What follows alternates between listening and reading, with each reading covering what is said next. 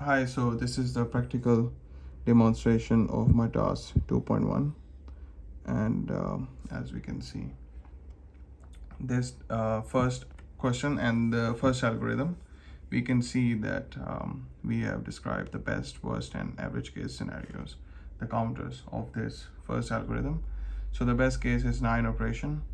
This means that some of the lines of codes are run, and this best case scenario is that the code is run efficiently, and the worst case is when the code is not running so efficiently, and 14 operations are being performed in the worst case scenario.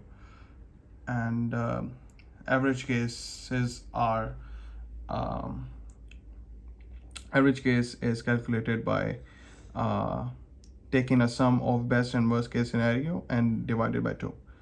So we get average case scenarios as 11 operations. We have worked it out on paper, but this was a simple one, so I haven't worked it out on the paper. And if we have a look at the big O notation, over here I've made a mistake.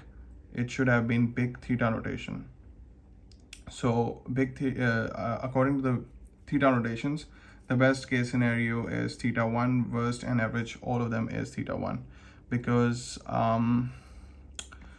if we are using big theta notation, we need to calculate the upper bound of this algorithm. Likewise, we can see so going on to part C is describe each algorithm's overall performance using tightest possible class in big O notation.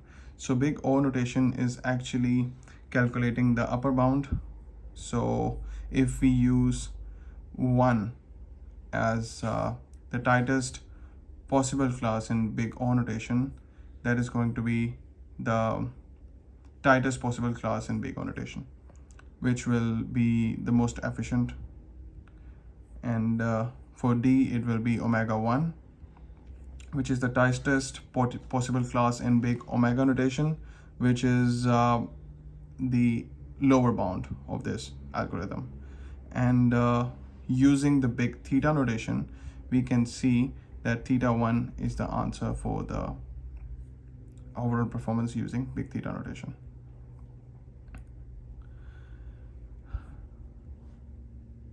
So if we were to select the best way to secondly describe the performance of each algorithm, and for this one, because the best and the worst case, best and the worst case, either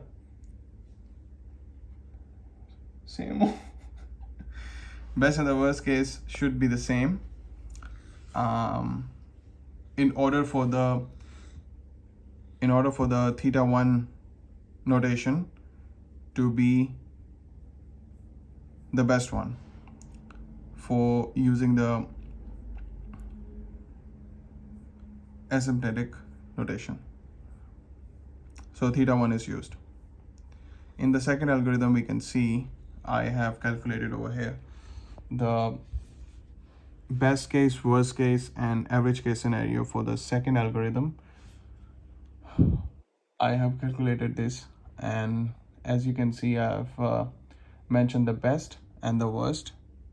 Worst is the whole program, and the best one is just the first 3 lines, which we can further simplify to get these answers.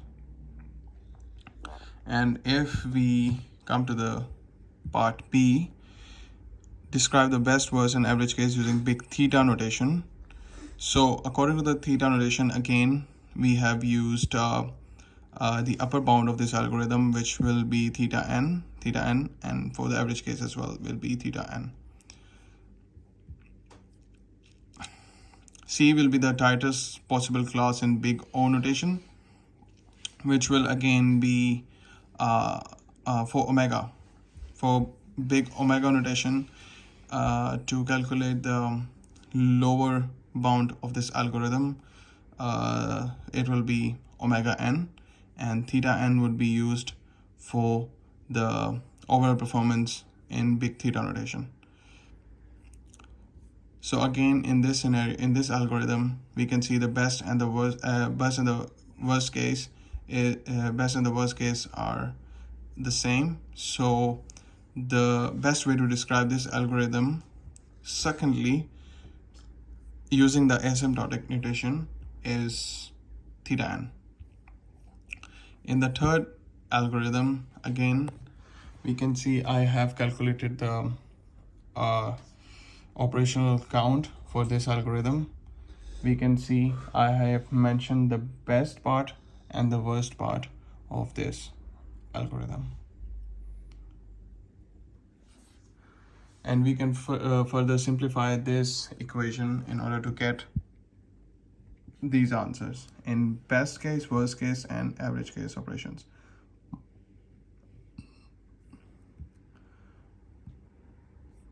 Using the big theta notations, we can also simplify again. So in this case, best case is theta n, and worst case is theta n square, and average case is again theta n square. Using the tightest possible class, which will be the tightest possible value in for the big O notation, will be the upper bound of this algorithm. Again, it is O n square, and in omega, which would be the d part, is the lower bound of this algorithm, which will be the lower bound of this algorithm, is going to be omega n. And in this part E, using the big theta notation, we can see again that the best and the average case, best and the worst case is not the same. So we can say that performance cannot be described using theta in this case, as theta is undefined. And for this particular algorithm, theta is not the big theta notation is not the best way to describe this algorithm. So we are going to use big O notation, or also we can use the big omega notation as well for this algorithm, which solves the part F of this algorithm. Now, question 4. Again, I have worked out the operations of this algorithm, best and the worst one. So this is the part 4. This is the working out, and further we can simplify these workings to get this answer, which is part A. Now we can see the part B, best, worst, and average case, as we have used earlier as well, the big theta notation. We can say that the best is theta 1, average is theta log n, and the worst is theta log n. Again,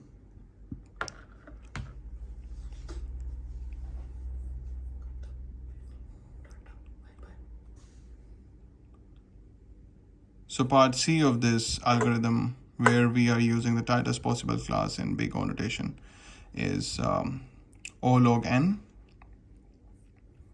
which is the upper bound of this algorithm again, and the tightest possible class in big omega notation, which is the lower bound of this algorithm. In part D is omega 1.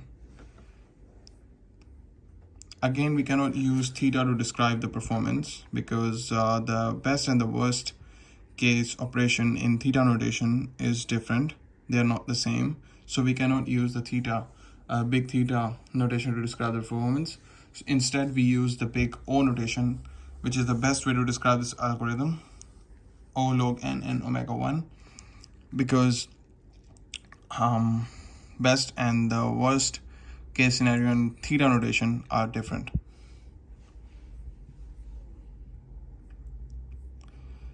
Which concludes this question as well. So question 5 again, as we can see, I have again worked out the algorithm. This is the question 5. As you can see, the upper and the lower part is best, and if you see the whole program, it's the worst.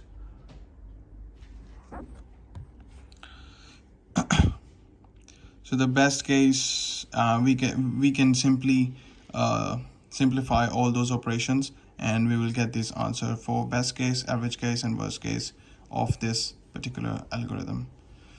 So the B part again tells us the best, worst, and average case using big theta notation.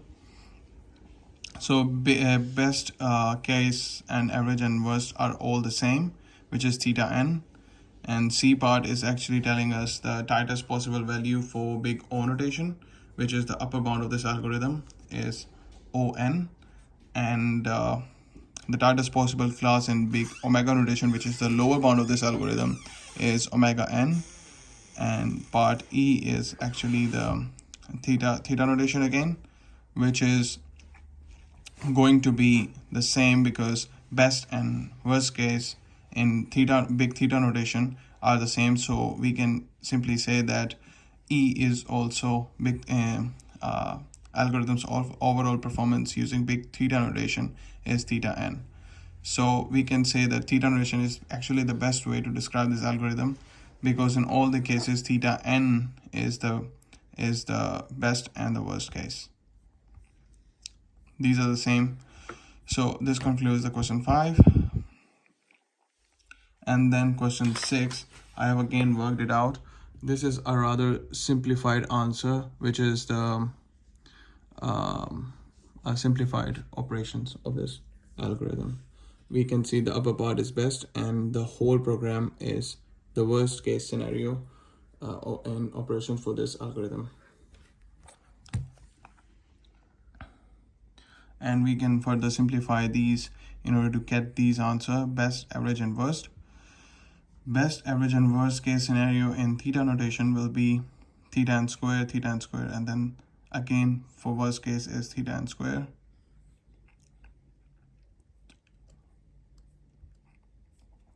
C is actually giving us the tightest possible class in big O notation, which is the upper bound of this algorithm, which is O(n) square.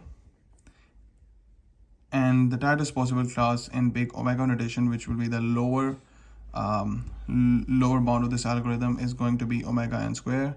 And then in using the big theta notation, it is going to be theta n square. Again, we can see that best and the worst is the same in theta notation. So we can say that theta notation is the best way to describe this algorithm, theta n square.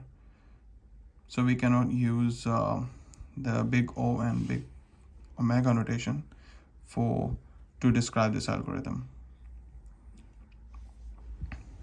Question 2 is actually asking us that most commonly used asymptotic notation used is frequently big O. Discuss why is this commonly the case.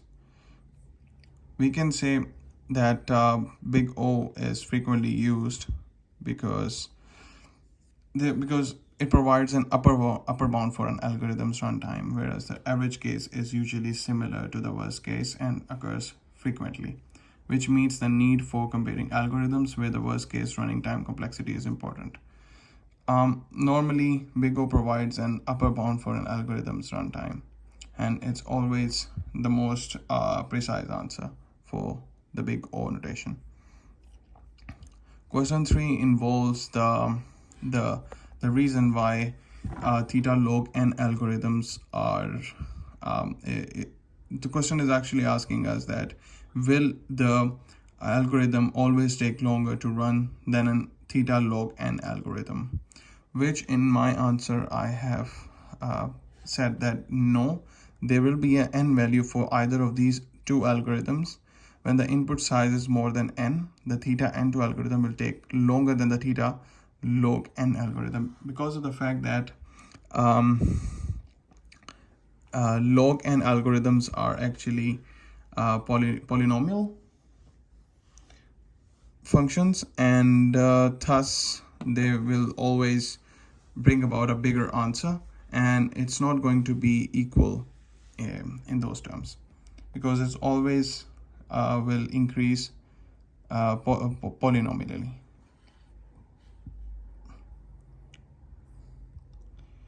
Question 4 is actually the answer to the following statements. We are just saying if it's right or no wrong.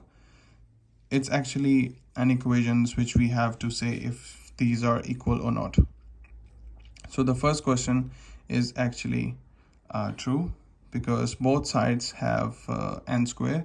Then largest term on the left side is not larger than the right side. Because by having a bigger constant n square, it can be upper bound to left hand side. So therefore n square plus 613n is equal to big O n square. The second one over here is n log n is equal to big O n. This one is false because left one is greater than n, so there should not be a big O. N cannot be upper bound to n log n, and big O is not valid for this equation. Over here, because again n log n is used, and n log n is a polynomial function which is always gonna be increasing greater than the O notation. The third one is n cube plus n square plus tan 6n is equal to theta n4. This one is false as well because left side does not contain terms that equals to n4. And the fourth one is again true because this is again logarithmic, and logarithmics are always polynomial functions, and we can see that as in big O, left side n log n is greater than n. Thank you.